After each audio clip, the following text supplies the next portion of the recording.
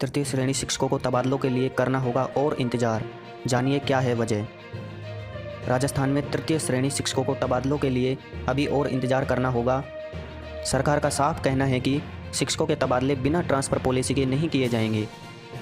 शिक्षा मंत्री doctor B D कल्ला का कहना है कि फिलहाल तृतीय श्रेणी अध्यापकों के तबादले नहीं होंगे, तबादला पॉलिसी को अभी लागू नहीं कर सकते हैं।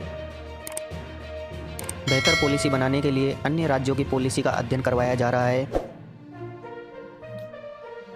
एक दशक से तबादला पॉलिसी और प्रतिबंधित जिलों से तबादले की चाहत रखने वाले टीचर्स को सरकार और इंतजार करवाएगी। पहले सरकार स्पष्ट कर चुकी है कि मौजूदा समय में तृतीय श्रेणी अध्यापकों के तबादले बिना तबादला पॉलिसी के नहीं किए जाएंगे। अब शिक्षा विभाग के द्वारा तैयार तबादला पॉलिसी में सरकार ने कमियां गिनाई हैं। अन्य राज्यों से तबादला पॉलिसी स्टडी करवाकर नई पॉलिसी का खाका तैयार करने को कहा है। राजस्थान की सरकार ने लंबे समय से तबादला पॉलिसी और तबादलों का इंतजार का समय और बढ़ा दिया है, यानी फिलहाल तबादलों के लिए इंतजार और करना होगा।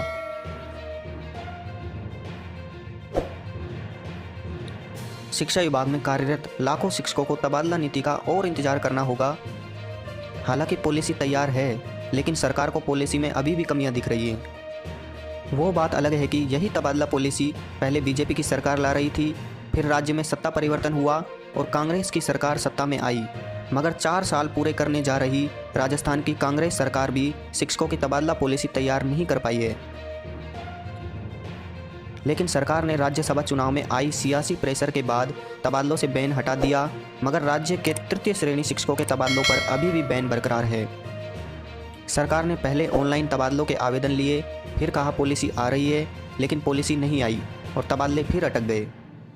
हालांकि शिक्षा विभाग में सभी तरह के शैक्षणिक और अशैक्षणिक कर्मचारियों शिक्षकों के तबादले हो रहे हैं, मगर तृतीय श्रेणी अध्यापकों के तबादले नहीं किए जा रहे हैं। धन्यवाद।